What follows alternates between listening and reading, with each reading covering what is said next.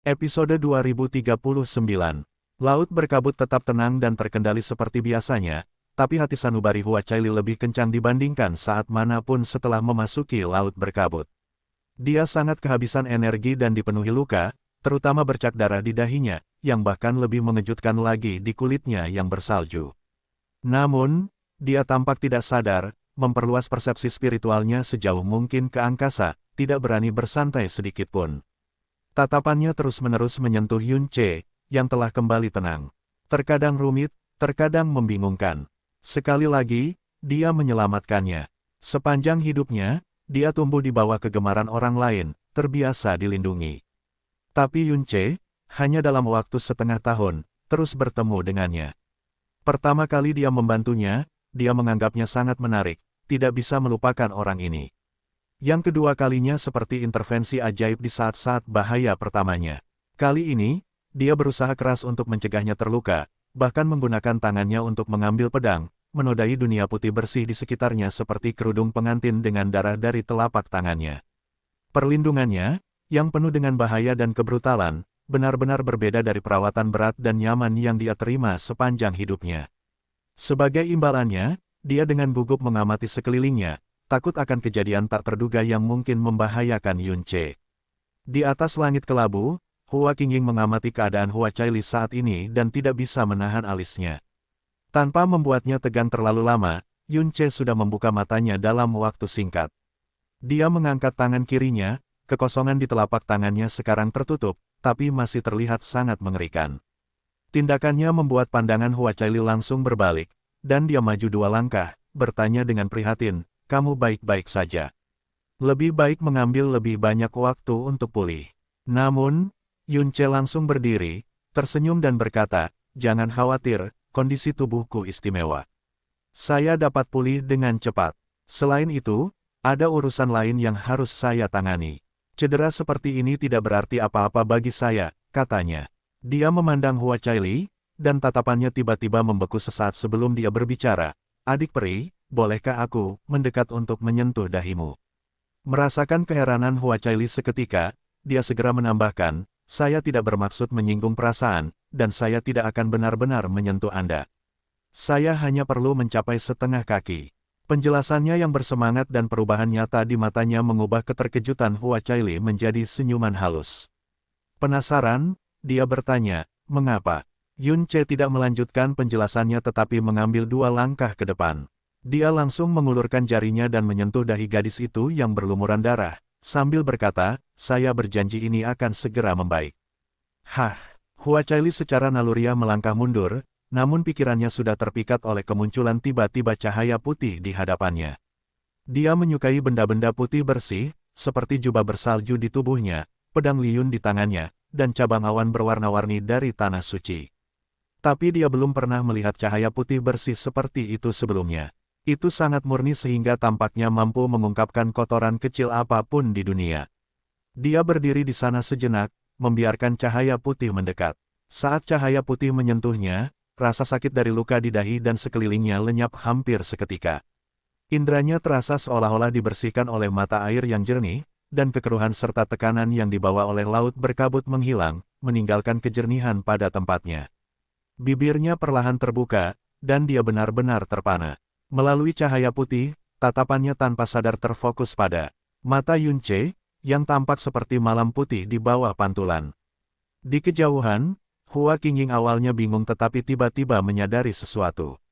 Matanya berkedip, diikuti rasa penolakan yang kuat. Saat perasaan sakral yang dibawa oleh cahaya putih menjadi lebih jelas dalam persepsi spiritualnya, keterkejutan batinnya mulai menguat. Yang sakral adalah keberadaan di jurang maut, hanya tercatat. Jika harus dikatakan ada, itu hanyalah sebuah yang relatif sakral. Namun, apa yang muncul dalam persepsi spiritual Hua Qingying saat ini adalah keberadaan yang benar-benar sakral dan murni yang tidak seharusnya dan tidak mungkin ada. Makhluk hidup tidak dapat memahami hal-hal yang belum pernah mereka temui. Namun, rasa kesucian ini. Itu sangat jelas, seolah-olah itu adalah keberadaan dalam hukum tertinggi, sebuah kesadaran absolut yang berada di luar penilaian dan pertanyaan makhluk hidup. Energi mendalam yang bersinar, Hua Qingying dengan lembut mengucapkan istilah suci yang seharusnya hanya ada dalam catatan kuno. Dalam mata birunya yang berfluktuasi, dia menyaksikan lekukan darah di dahi Hua Caili berangsur-angsur menghilang dalam cahaya putih dengan kecepatan yang hampir melampaui pemahaman kognitif, hingga menghilang sepenuhnya, bersama dengan bekas darah. Saat cahaya putih menghilang, Yun Ce menarik jarinya, dan senyuman muncul kembali di wajahnya. Hua Caili mengangkat tangannya dan menyentuh dahinya. Sentuhan di antara jari-jarinya terasa seperti batu giok halus, tanpa bekas luka. Kekuatan macam apa ini? Matanya yang indah menunjukkan sedikit gangguan, dan di dalam hatinya bergema kata-kata, energi mendalam yang bersinar. Sebagai dewa serigala surgawi, dia memiliki pemahaman tingkat tinggi. Meskipun radian mendalam energi belum pernah muncul di dunia jurang, karakteristiknya tidak salah lagi dalam catatan. Putih bersih, suci, dan suci, memiliki kemampuan penyembuhan paling murni dan terkuat di dunia, bahkan mampu menciptakan keajaiban kehidupan. Yun Ce sedikit mengalihkan pandangannya, lalu dengan tenang berkata, itu adalah kekuatan khusus yang diberikan kepadaku oleh tuanku, dan itu juga merupakan rahasia yang harus aku jaga. Perwujudan energi mendalam radian di dunia ini niscaya akan menimbulkan kehebohan yang luar biasa jika beritanya tersebar. Tidak diragukan lagi, kecuali seseorang cukup kuat untuk tidak mudah dikendalikan oleh orang lain, ini adalah rahasia yang harus dijaga dengan seluruh kekuatannya. Mengapa rahasia yang begitu penting? Tatapan Yun Ce terasa hangat, dan bibirnya sedikit melengkung. Tuanku mengatakan bahwa ketika seseorang mengulurkan tangan membantu, itu harus dibalas dengan mata air yang memancar. Kakak peri baru saja menyelamatkanku dari bahaya, meski aku harus menghabiskan hidupku untuk membalasnya, itu pantas, apalagi hanya menjaga rahasia. Tatapannya tiba-tiba menunduk sedikit, tampak ragu-ragu untuk beberapa saat, sebelum dia dengan paksa menahan rasa malunya dan berkata, sebenarnya, ada juga sedikit keegoisan. Meskipun saudari peri hanya memperlihatkan separuh wajahnya, dia adalah hal terindah dan sempurna yang pernah saya lihat dalam hidup saya. Luka di dahi saudari peri membuatku tiba-tiba mengerti mengapa hal yang paling disesalkan di dunia bukanlah hancurnya batu giok yang tiada taranya melainkan pewarnaan putih tanpa celah. Jadi aku tidak bisa berbuat apa-apa selain. Hati Hua Caili bergejolak dengan sensasi yang benar-benar asing, tidak yakin bagaimana harus meresponsnya. Adik peri, bisakah kamu membantuku menjaga rahasia ini? Yun Ce berbisik, tuanku berulang kali menekankan untuk tidak mengungkapkan kekuatan ini sebelum waktunya. Tapi aku merasa sulit menahan diri di depan adik peri. Hua Caili 3 bagian bingung dan 7 bagian bingung. Dia segera mengangguk, yakinlah, kamu membantuku, dan aku pasti akan merahasiakan ini untukmu. Saya tidak akan memberitahu siapapun. Dan, dia menekankan, jelas, kamu menyelamatkanku lebih banyak, jadi akulah yang harus membalasnya. Yun Ce menjawab sambil tersenyum, tidak banyak bicara. Dia mengulurkan tangan, dan pedang bencana dan pembunuh iblis terbang kembali ke tangannya, tidak lupa menarik kembali kristal neraka yang cukup besar. Dia mengangguk sedikit pada Hua Caili, adik peri, beruntung bisa bertemu denganmu di laut berkabut. Saya tidak akan mengganggu kultivasi Anda, mungkin kita akan bertemu lagi. Dengan itu, dia berbalik dan pergi dengan bersih, menyeret pedang bencana dan pembunuh iblis bersamanya. Kata-kata yang tak terhitung jumlahnya yang ingin diucapkan terhenti di dalam hati, dan gadis muda itu hanya bisa menatap kosong pada sosoknya yang mundur. Saat ini, suara Hua Qingying tiba-tiba terdengar di telinganya, Caili, temukan cara untuk menemaninya. Ini adalah pertama kalinya Hua Caili mendengar suara Hua Qingying sejak memasuki laut berkabut. Meskipun ada beberapa situasi yang mengancam nyawa sebelumnya, Hua Qingying tidak pernah muncul. Bahkan membuat Hua Caili mulai ragu apakah dia benar-benar pergi. Sekarang, dia akhirnya berbicara, bukan untuk membimbing atau memperingatkan, tapi untuk menyarankan agar dia aktif menemani seorang pria. Tante, dia mencoba mengirim pesan suara di dalam hatinya. Suara Hua Qingying, disertai dengan niat pedang yang dingin dan sedingin es, terdengar, kemajuan orang ini sangat cepat, tumbuh dari Raja Dewa ke Dewa Penguasa tingkat ketiga hanya dalam waktu setengah tahun.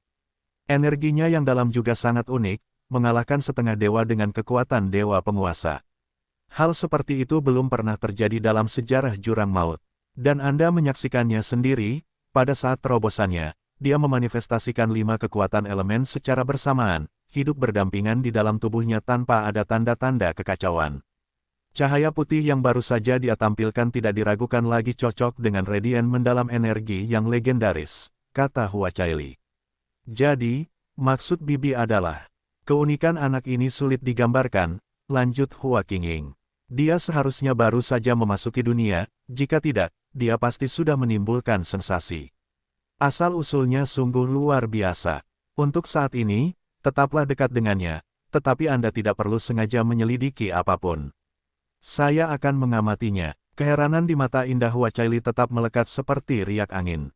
Yang mengejutkannya bukanlah penilaian Hua Qingying terhadap Yun Ce tetapi fakta bahwa bibinya yang biasanya acuh tak acuh, yang hanya peduli padanya dan pedangnya, akan dengan sukarela mengamati seorang junior muda yang baru saja dia temui. Tampaknya Hua Qingying memperhatikan ekspresinya yang tidak biasa dan mendesak, dan dia melembutkan nadanya, berkata, Caili, yakinlah. Anak laki-laki ini jelas bukan orang jahat.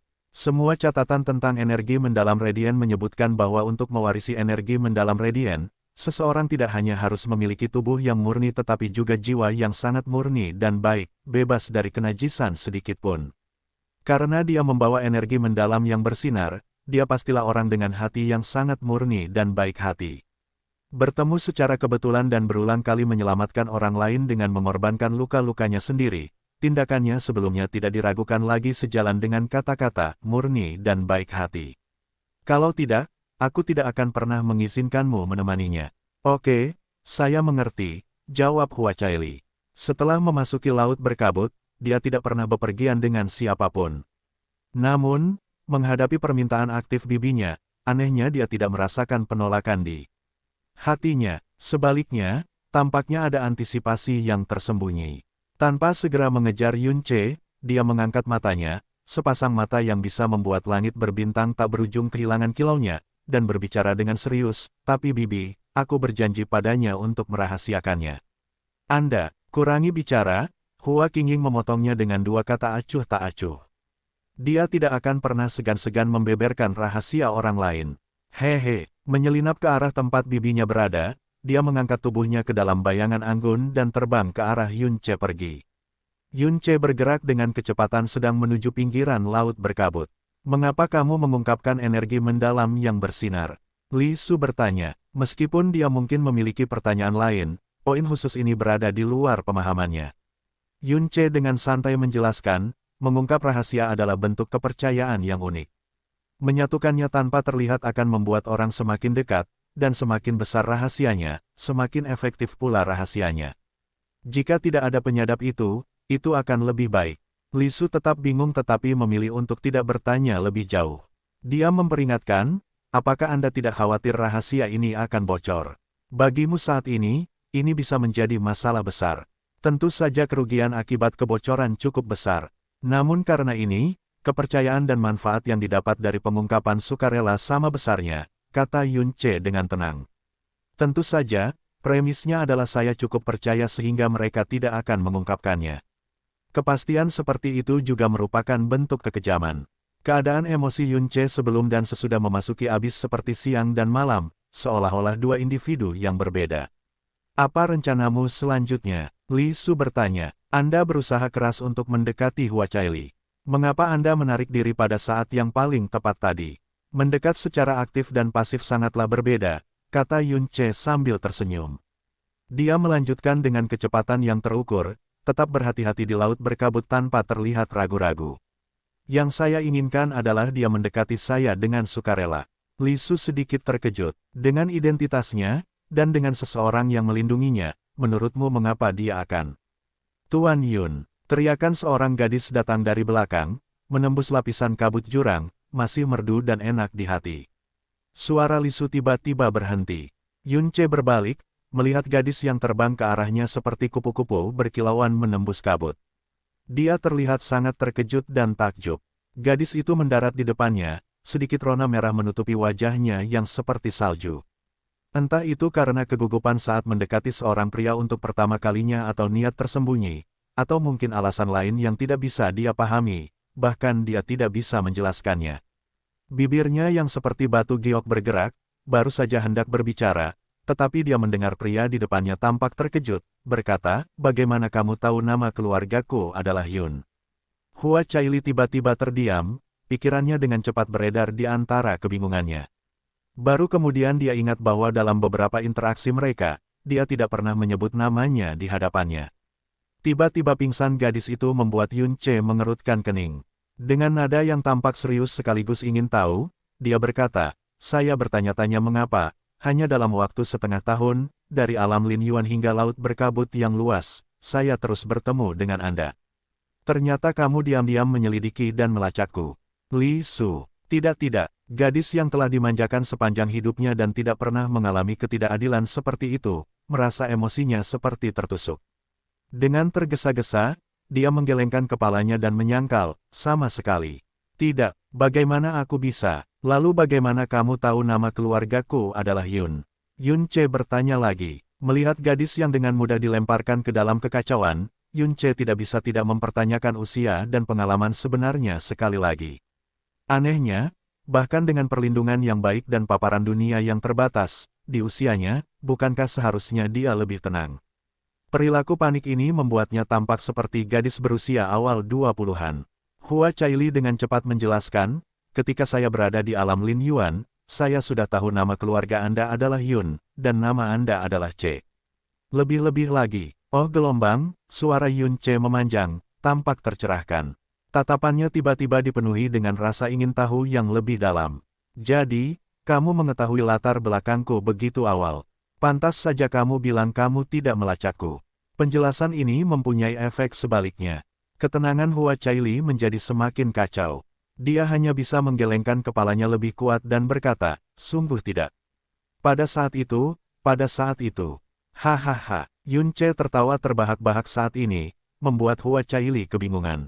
"Hanya bercanda, tentu saja, aku tahu kamu tidak melakukannya." Yun Ce memandangnya dan berkata, "Aku baru saja memikirkannya. Alasan kamu mengetahui namaku mungkin karena, selama kamu tinggal di alam Lin Yuan, kamu pergi menyaksikan pertemuan Dewa Lin, bukan? Pasti itulah yang membuatmu bisa mengenaliku." Pikiran yang tersisa untuk tinggal di alam Lin Yuan hanya bisa dikaitkan dengan pembukaan alam Dewa Lin. Tanpa waktu untuk mengungkapkan keterkejutannya atas tebakannya yang sepenuhnya benar, gadis itu dengan cepat mengangguk untuk menunjukkan bahwa dia tidak bersalah. "Ya, saat itulah. Saya sangat ingin melihat Dewa Lin yang legendaris, jadi saya pergi mengamati pertemuan Dewa Lin, di mana saya mengetahui nama Anda." Dia dengan cepat menambahkan, "Dan usiamu." "Memang," kata Yun Ce, "tetapi alam Dewa Lin tidak dapat diakses oleh orang luar, jadi keinginanmu pasti tidak terpenuhi." Terbebas dari kecurigaan, Hua Caili menjadi santai. "Ya itu betul. Jadi, sebelum pertemuan Dewa Lin berakhir, aku pergi." Setelah mengatakan ini, dia diam-diam mengkritik dirinya sendiri karena telah dibodohi. Bahkan Bibi tidak mengatakan bahwa dia pasti bukan orang jahat, dia sebenarnya cukup nakal. Dia tidak menyadari bahwa dia belum pernah menilai seseorang seperti ini di dalam hatinya sebelumnya. Mengonfirmasi bahwa Hua Caili tidak menyadari perubahan di alam Dewa Lin, senyuman Yun Ce tetap tidak berubah, dan dia tiba-tiba merasa lega. "Jadi, apakah saudari peri memanggilku untuk meminta instruksi?" Dia bertanya. "Bukan untuk instruksi." Hua Caili melangkah mendekat, merasa sedikit lega di hatinya. Kemudian, dia mengedipkan matanya yang indah seperti bintang, dan bibir yang tersembunyi di balik kerudung membentuk lengkungan yang menawan. "Laut berkabut jauh lebih berbahaya dari yang saya duga. Jika bukan karena kamu hari ini, aku mungkin. Saya belum sepenuhnya pulih dalam hal cedera dan kekuatan saat ini, dan saya tidak berani menjelajah sendirian lagi. Jadi, bolehkah aku mengundangmu untuk menemaniku sebentar?" Banyaknya gerak tubuh yang tersembunyi mengungkapkan keinginan yang berlebihan dan kurangnya pengalaman dalam rencananya. Dengan banyak gerakan tersamar, gadis itu tampak terlalu bersemangat dan tidak berpengalaman dalam rencananya.